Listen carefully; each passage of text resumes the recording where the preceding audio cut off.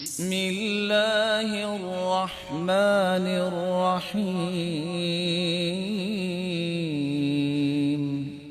امام ابن القیم رحمت اللہ علیہ فرمایا کرتے تھے، 3 آیتیں جو سمجھ لیتا ہے نا، 3 آیتیں، زندگی میں بیمار نہیں ہوتا۔ کسی نے کہہ دیا کہ آپ اتنی بڑی بات ایسے ہی کہہ رہے ہیں، وہ کون سی 3 آیتیں ہیں؟ کہا کرتے تھے کلو واشربوا ولا تسرفوا، قرآن کہتا ہے کھاؤ اور پیو اور اسراف نہ کرو، مناسب کھانا کھاؤ، مناسب پانی پیو۔ بعض بھائیوں کو شاید بھول ہو جاتی ہے کہ کہیں پیاس نہ لگ جائے تو وہ صبح سحری کے وقت اتنا پانی پی لیتے ہیں۔ میرے بھائی آپ اتنا کو پئیں کہ آپ بیمار نہ ہوں، اسراف نہیں ہونا چاہیے۔ وَجَعَلْنَا مِنَ الْمَاءِ كُلَّ شَيْءٍ حَيٍّ، ہر چیز اللہ نے پانی سے پیدا کی ہے، پانی سے کبھی دور بھی نہ ہوئیے۔ ضرورت نہیں بھی تو آپ رمضان کے علاوہ آپ بار بار پانی استعمال کریں، آپ کے جسم کے تمام نظام جو ہیں وہ تر و تازہ رہیں۔ اور تیسری آیت وَجَعَلْنَا اللَّيْلَ لِبَاسًا وَجَعَلْنَا النَّهَارَ مَعَاشًا، جو رات کو سوتا ہے اور دن کو جاگتا ہے یہ کبھی بیمار نہیں ہوگا، نظام کے مطابق زندگی گزار رہا ہے۔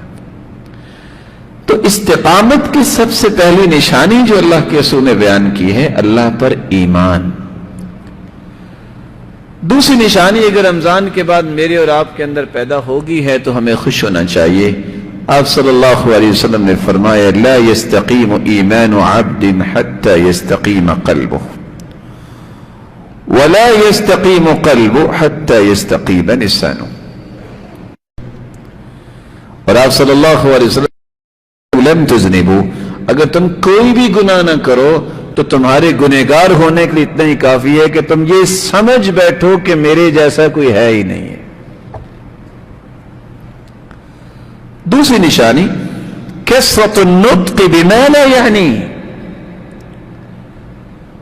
جاہل انسان کی علامت یہ ہے کہ وہ اپنی زبان کو چلاتا ہے جس کا کوئی فائدہ نہیں، اور اسلام نے پیرامیٹر کیا دیا ہے من حسن، جاہلیت کی نشانیاں ہیں، یہ جہالت کی نشانی ہے۔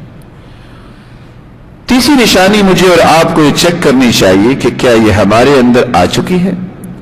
رسول اکرم صلی اللہ علیہ وآلہ وسلم نے صحابہ کے سامنے بیٹھے تھے، آپ نے ایک سیدھی لائن لگائی، کچھ خط آپ نے ثم خط عن یمینہ وعن شمالہ خطوطا، کچھ لائنیں دائیں بائیں لگائیں، اور آپ نے فرمایا وَأَنَّ هَذَا صِرَاطِ مُسْتَقِيمًا فَاتَّبِعُوا، یہ آیت کی تلاوت کی۔ صراط مستقیم یہ ہے دائیں بائیں جتنے راستے ہیں یہ شیطانی راستے ہیں۔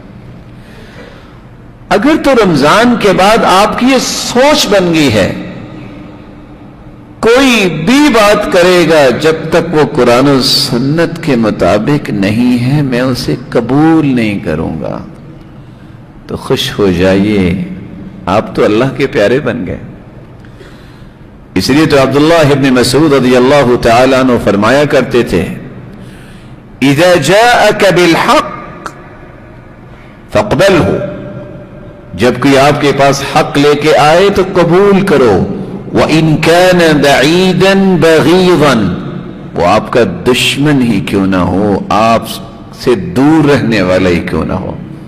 وَإِذَا جَاءَكَ بِالْبَاطِلِ فَارْدُدْهُ، جب تمہارے پاس کوئی باطل لے کے آئے اس کو رد کر دو، وَإِن كَانَ حَبِيبًا قَرِيبًا، وہ آپ کا اپنا قریبی بھی ہو، آپ کا اپنا پیارا بھی ہو، باطل کو